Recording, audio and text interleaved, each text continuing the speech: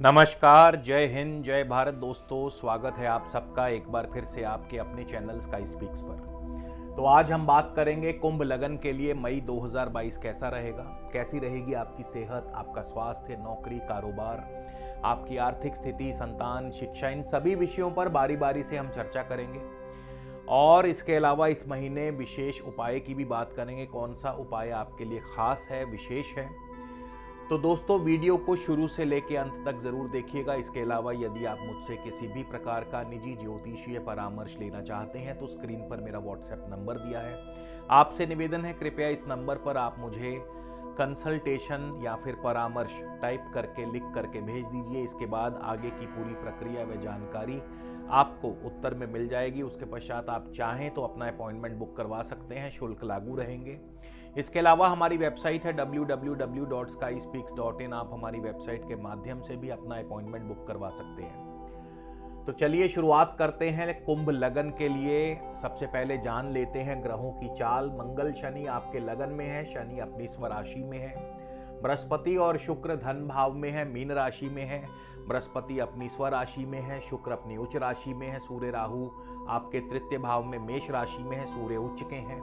बुध चौथे भाव में वृषभ राशि में है और केतु जो है नवम भाव में है। मंगल 17 मई को मीन राशि में चले जाएंगे, सूर्य 14 मई को वृषभ राशि में आ जाएंगे और शुक्र भी 23 मई को मेष राशि में आ जाएंगे। बुध 10 मई को वक्री हो जाएंगे। तो ये जो है इस महीने की ग्रह चाल है। सबसे पहले हम आपकी सेहत की बात कर लें, स्वास्थ्य की बात कर लें। इस महीने शनि सेहत के लिए लग्नेश को देखा जाता है, लगन के स्वामी को देखा जाता है। और साथ ही साथ आपको ये भी बताऊंगा कि किस ग्रह की दशा अंतरदशा में आपको क्या फल प्राप्त होंगे। तो सबसे पहले लगन से सेहत का, स्वास्थ्य का विचार किया जाता है। लगन के स्वामी शनि हैं, तो जिनको भी शनि की इस समय दशा अंतरदशा चल रही है, शनि एक तो लगन में है, अपनी स्वराशि में है और शनि मंगल के नक्षत्र में है। मंगल कुंभ लगन में तृतीय और दशम भाव के स्वामी हैं, पराक्रम की वृद्धि करते हैं। सेहत के लिए बहुत बढ़िया है ये योग। मंगल तृतीय और दशम भाव के स्वामी हैं, जो कि न केवल पराक्रम, आपके स्वास्थ्य का भी ध्यान रखते हैं, सेहत भी आपकी बढ़िया रहती है अगर मंगल आपकी कुंडली में शुभ है। तो यहाँ पे कार्यों में सिद्धि, सफलता प्राप्त होगी, कार्य संपन्न होंगे। और यदि मंगल थोड़ा सा भी अशुभ है आपकी कुंडली में तो फिर यहाँ पे सेहत और स्वास्थ्य के लिए शुभ नहीं माना जाएगा। तो मंगल और शनि क्योंकि लगन में ही बैठे हैं इस समय, तो चोट आदि का भय जरूर बना रहता है ऐसे में। और शनि की दशा अंतरदशा है, आपकी मान पद प्रतिष्ठा की वृद्धि भी होगी, आपका समाज में रुतबा बढ़ेगा और आपके कार्य समय पर संपन्न होंगे। तो शनि की दशा अंतरदशा बहुत बढ़िया रहेगी। हर प्रकार से आपको सेहत के मामले में भी शुभ फल प्राप्त होंगे और आपके कार्य भी समय पर संपन्न होंगे। कारोबार की बात कर लें तो कारोबार के लिए मंगल दशम भाव के स्वामी हैं और दशम भाव पर गुरु और शनि की दृष्टि भी है। तो मंगल की दशा अंतरदशा आपको कैसा और क्या फल प्रदान करेगी। देखिए, मंगल आपके लगन में है। मंगल 3 मई को पूर्वा भाद्रपद गुरु के नक्षत्र में आ जाएंगे। अब यहां से जिनको मंगल की दशा चल रही है उनके लिए तो बहुत ही बढ़िया, बहुत ही शुभ फल प्राप्त होंगे, क्योंकि मंगल धनेश और लाभेश गुरु के नक्षत्र में है और गुरु धन भाव में अपनी स्वराशि में, यानी चारों तरफ से धन की प्राप्ति होगी। आप जिस कार्य में हाथ डालेंगे वो कार्य आपका सफल होगा, उस कार्य से आपको लाभ होगा। तो यानी मंगल 3 मई को जब गुरु के नक्षत्र में आएंगे तो कारोबार की स्थिति बहुत बढ़िया होगी, बहुत अच्छी होगी मंगल की दशा में। 21 मई को मंगल जो है पूर्वा भाद्रपद शनि के नक्षत्र में आ जाएंगे। तो शनि भी अपनी स्वराशि में है, लगन में है, दशम भाव पर दृष्टि जमाए बैठे हैं। तो यहाँ पे शनि भी कारोबारी स्थिति को बहुत मजबूत बनाते हैं। आपका कारोबार भी अच्छा चलेगा, आपका जो है मान सम्मान बढ़ेगा, प्रत्येक कार्य में सफलता हासिल होगी। तो कुल मिलाकर के मंगल की दशा जो है आपके लिए अत्यंत शुभ रहेगी कारोबार के दृष्टिकोण से। इसके बाद नौकरी पेशा व्यक्तियों की बात करें तो चंद्रमा छठे भाव के स्वामी हैं। चंद्रमा यदि आपकी कुंडली में शुभ है, अपनी स्वराशि में है, उच्च राशि में है, मित्र राशि में है, तो निसंदेह नौकरी के लिए बहुत शुभ है। वैसे भी गुरु की दृष्टि है छठे भाव पर, तो ये जो महीना रहेगा नौकरी के लिए शुभ रहेगा। नई नौकरी मिल सकती है, नौकरी में तरक्की मिल सकती है, नौकरी में प्रमोशन मिल सकती है। तो कुल मिला के चंद्रमा की दशा अंतर्दशा डिपेंड करती है कि आपकी कुंडली में चंद्रमा की स्थिति कैसी है। अगर चंद्रमा शुभ है तो जाहिर सी बात है आर्थिक स्थिति भी मजबूत होगी और नौकरी में भी आपकी स्थिति मजबूत होगी, अन्यथा विपरीत फल प्राप्त होंगे। गुरु की दृष्टि जरूर है, गुरु आपको आपकी नुकसान की भरपाई करते रहेंगे। इसके बाद आपकी आर्थिक स्थिति कैसी रहेगी? आर्थिक स्थिति के लिए धन और लाभ स्थान के स्वामी धनेश और लाभेश बृहस्पति को देखा जाएगा। तो बृहस्पति की दशा अंतरदशा जिनको चल रही है इस समय वर्तमान में, देखिए बृहस्पति चले गए हैं शनि के नक्षत्र में, शनि बैठे हैं लगन में अपनी राशि में। जहां तक तो अब यहां पे फाइनेंस की बात हो रही है, धन की बात हो रही है। बृहस्पति अपनी राशि में है, बृहस्पति धन भाव में है और बृहस्पति शनि के नक्षत्र में, यानी पैसा आएगा, जरूर आएगा। गुरु की दशा में पैसा आएगा, लेकिन पैसा रुक रुक करके आएगा, पूरी पेमेंट नहीं आएगी। तो यहाँ पे गुरु की दशा पैसा जरूर दिलवाएगी, इसमें कोई दो राय नहीं, धन जरूर आएगा, लेकिन उतना नहीं, अपेक्षाकृत थोड़ा कम आएगा।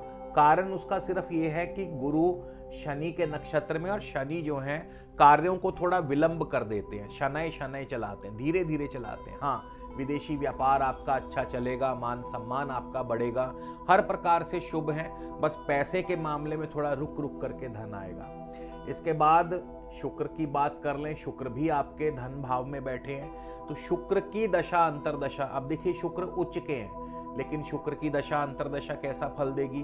तो शुक्र भी इस महीने की शुरुआत में यानी 1 मई को शुक्र होंगे शनि के ही नक्षत्र में। यहाँ पे शुक्र भी वही स्थिति को दर्शा रहे हैं, यानी पैसा देंगे, जरूर देंगे, लेकिन रुक रुक करके पैसा आएगा, उतना फ्री फ्लो में पैसा नहीं आएगा जिनको शुक्र की दशा चल रही है। फिर 12 मई को शुक्र रेवती यानी बुध के नक्षत्र में होंगे। बुध पंचमेश और अष्टमेश चौथे भाव में वक्र होकर के पड़े हैं, यानी यहाँ पे आपका कार्य रुकेगा, आपके कार्यों में विलंब आएगा। बुध वक्री हैं, चौथे भाव में जमीन जायदाद संबंधी कार्यों में विलंब आएगा। आपके धन के लेन देन में आपको जो है पैसा जो है आपका रुकेगा, पेमेंट्स आपकी फंस सकती हैं। तो 12 मई से 23 मई का समय जो है उतना बढ़िया नहीं। फिर शुक्र चले जाएंगे अश्वनी केतु के नक्षत्र में, केतु नवम भाव में है, तो यहाँ से आपकी स्थितियों में सुधार होगा, यानी शुक्र की दशा में यहाँ से 23 मई के आगे से आपके रुके हुए पैसे भी आने शुरू हो जाएंगे, आपके काम भी बनने लगेंगे और आपका कारोबार भी आगे से बेहतर होना शुरू हो जाएगा। तो शुक्र की दशा अंतरदशा जो है वो थोड़ा सा पहले अप फिर डाउन फिर अप, इस तरह से चलेगी। इसके बाद हम बात कर लें आपके एजुकेशन की, पढ़ाई की बात कर लें, तो एजुकेशन के लिए भी चौथे और पांचवें भाव को देखा जाता है। चौथे भाव के स्वामी शुक्र हैं। शुक्र की बात करें तो शुक्र के बारे में मैं बता चुका हूं कि 23 मई के बाद शुक्र जो है बहुत शुभ फल देंगे। तो पढ़ाई के मामले में भी आपको शुक्र जो है सफलता प्रदान करेंगे 23 मई के बाद से।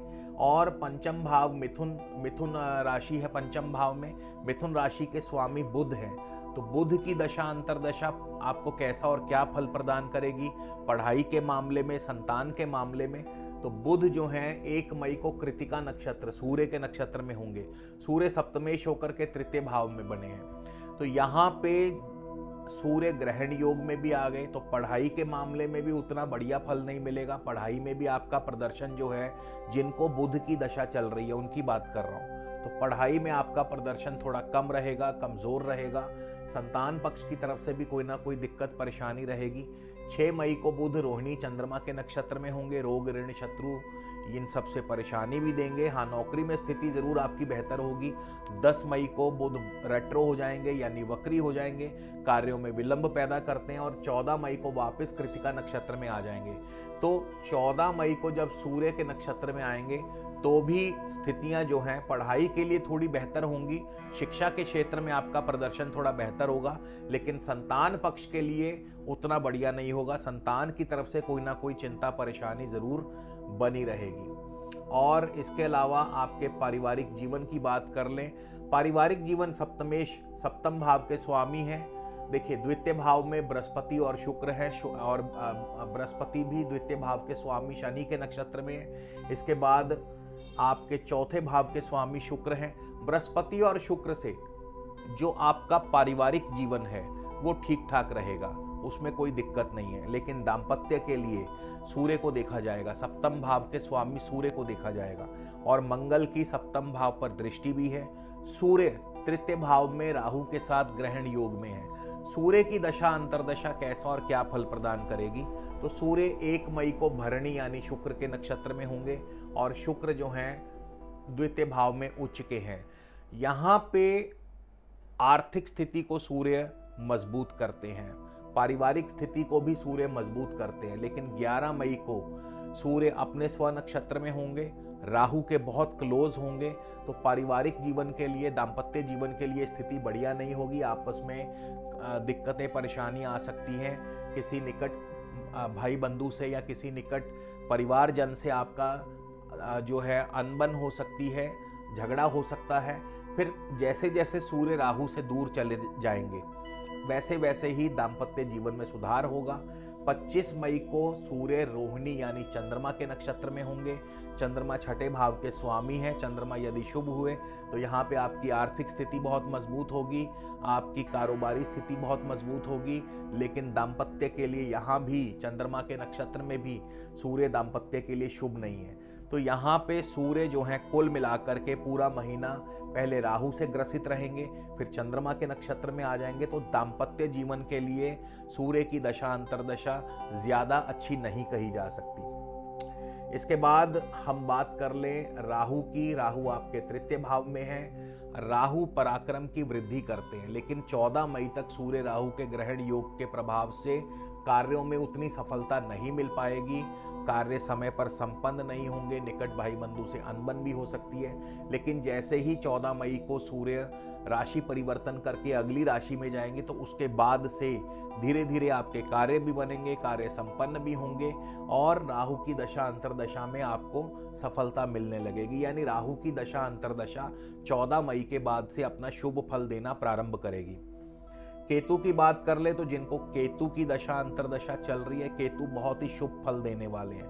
केतु एक तो नवम भाव में है। नवम भाव में केतु पिता पक्ष की तरफ से शुभ फल प्राप्त करवाते हैं। लंबी दूरी की यात्रा, आपका फॉरेन सेटलमेंट हो सकता है, फॉरेन बिजनेस आपका फलेगा फूलेगा। फिर केतु शुक्र की राशि में है। शुक्र चौथे भाव के स्वामी, पढ़ाई में आपका प्रदर्शन बहुत अच्छा रहेगा, एजुकेशन में आपका प्रदर्शन बहुत अच्छा रहेगा, जमीन जायदाद संबंधी कार्यों में आपको सफलता मिलेगी। फिर केतु गुरु के नक्षत्र में है, तो गुरु धनेश और लाभेश होकर धन भाव में है। तो केतु की दशा अंतरदशा में आपको उत्तम धन लाभ होगा, यानी हर प्रकार से आपके कार्य भी सफल होंगे और आपको लाभ भी मिलेगा। तो इस प्रकार से हर ग्रह की दशा अंतरदशा अलग अलग फल प्रदान करेगी। शनि कुछ और फल देंगे, मंगल कुछ और फल देंगे, बृहस्पति का कुछ और फल मिलेगा। हर ग्रह अपने अपने नक्षत्र स्वामी अपनी अपनी पोजीशन के अनुसार फल देगा। इसीलिए एक ही लगन में पैदा हुए व्यक्तियों को अलग अलग फल मिलते हैं, क्योंकि उन सबकी दशा अलग अलग चल रही होती है। तो अब बात करते हैं उपाय कौन सा किया जाए। देखिए, एक तो मंगल आपके लगन में है, मंगल शनि का योग है, चोट आदि का भय बनाते हैं।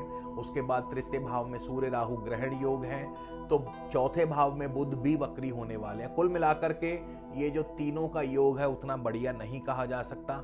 और तीनों के लिए, मंगल राहु और बुध तीनों के लिए सबसे सरल उपाय बताऊंगा, और वो उपाय क्या होगा। छोटी कन्याओं को, छोटी कंजकों को, 9 वर्ष की उम्र की कंजकों को आप मीठा खिलाएं। उन्हें मीठे में कुछ भी स्वीट्स आदि बांट सकते हैं, बर्फी बांट सकते हैं। यहाँ तक कि आजकल गर्मी का मौसम है, उन्हें आइसक्रीम भी खिलाई जा सकती है। तो खास करके दूध से बनी आइसक्रीम या दूध से बनी कुल्फी आप उन्हें खिला सकते हैं, तो निश्चित तौर पर आपको लाभ मिलेगा और आपका ग्रहों का जो अशुभ प्रभाव है वो कम होगा। तो तो दोस्तों इसी के साथ आपसे विदा लेता हूं। अगले वीडियो में फिर मिलेंगे, तब तक के लिए नमस्कार। जय हिंद, जय भारत।